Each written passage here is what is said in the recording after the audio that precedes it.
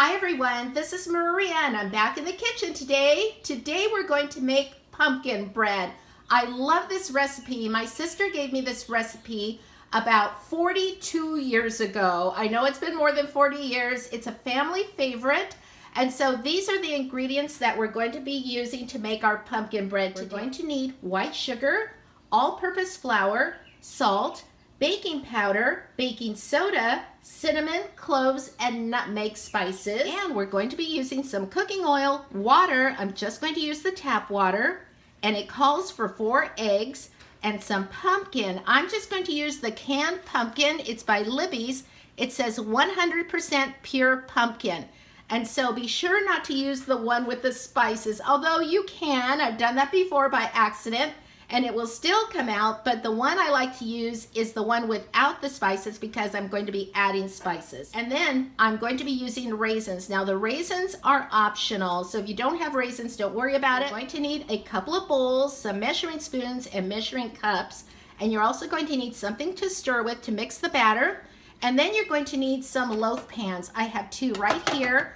I'm also going to be using canola spray to spray my loaf pans with so the bread does not stick. Let's get started, you guys. So to make things move a little faster, I've already measured everything out in the bowl. So in the large bowl, we have 1 cup of cooking oil, 1 cup of water, which is tap water, 4 eggs. I have the pumpkin set aside because I thought I would mix this first.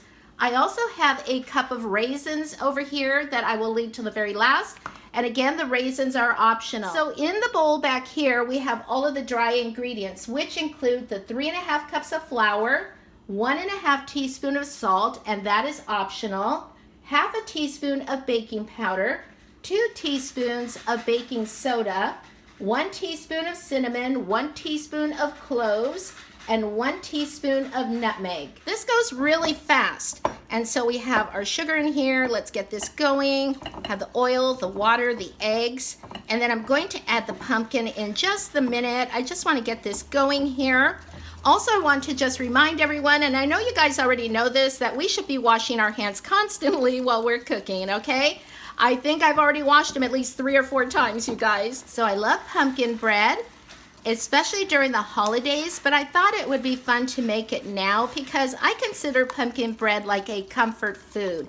And then I can put this in the freezer and my husband and I, we will have pumpkin loaves ready to go. See how this is mixing up really nicely?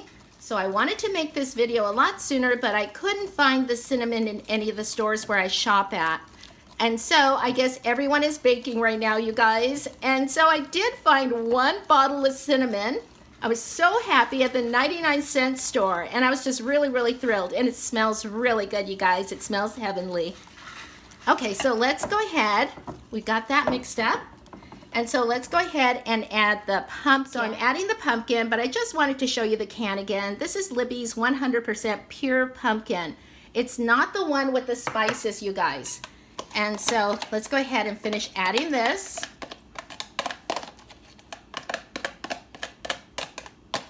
Okay, and so let's go ahead and mix that in.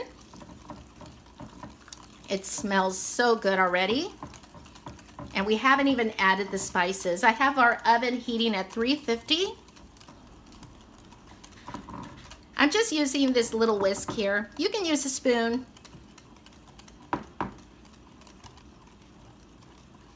In fact, I think I will switch to a spoon because sometimes the batter will get caught in here, you guys. We'll see. Okay, so that is all mixed up now. You can hear the traffic going by. I have our kitchen window open. It's such a beautiful day here. And so let's go ahead and add all of this. If you want, sometimes what I like to do is just mix this all in.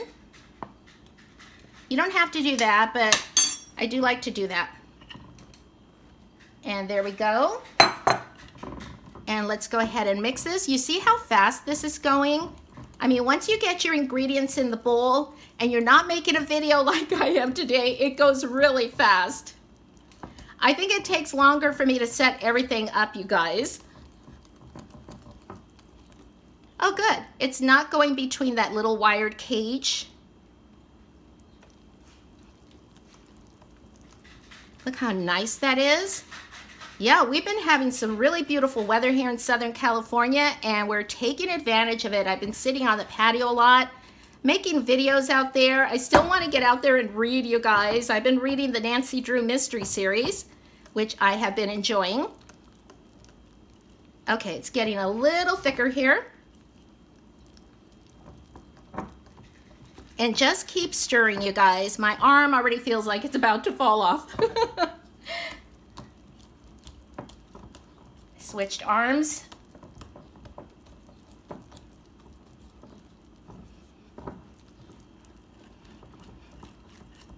Some cinnamon there. You can also add walnuts. And so my husband is not a real big fan of walnuts. And this also tastes really good just plain, you guys, without any walnuts or raisins. Look at that. Isn't that pretty? It's so smooth and it smells delicious. It's not even baking yet and it just smells delicious. Making a little bit of a mess here, but that's okay. I'll clean that up in a little bit. Okay, look at that. Oh my gosh, it's beautiful. And so now we're going to add the raisins because my husband does like raisins and so do I. Look at that. Oh my gosh, so pretty, isn't it? I added a cup of raisins. You may not want as many. Wow, it looks so pretty. Okay, I'm gonna wash my hands and I'll be right back. So we have enough batter here to bake 2 pumpkin loaves, which is awesome. And so I'm going to be using this canola spray. If you don't have this, what I used to do is I used to just put some cooking oil around the edges and then I would sprinkle like some flour so it wouldn't stick. And so I don't even know if you need the flour nowadays. That's what we used to do. But now I love this spray. This is all I use, you guys. It's so super simple. There we go. And let's go ahead and pour the batter in. Look at that. Oh my gosh, so beautiful, you guys. I'm going to fill it up about halfway because we know it's going to rise a little. And so look at this, you guys. Isn't that pretty?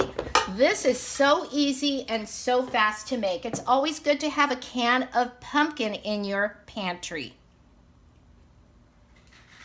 There we go.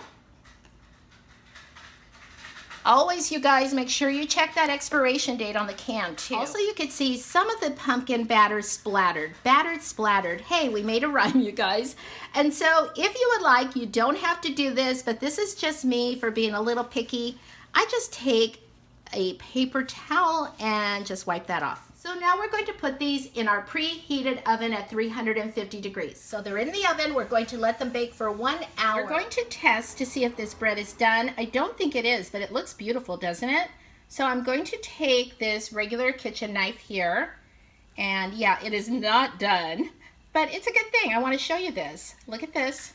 So it still has batter. It's been in the oven for 1 hour. So we're going to let it bake a little bit longer. We'll be back. The bread was baking for about another 20 minutes. My husband and I, we were on the patio having dinner. I lost track of time, so another 20 minutes went by.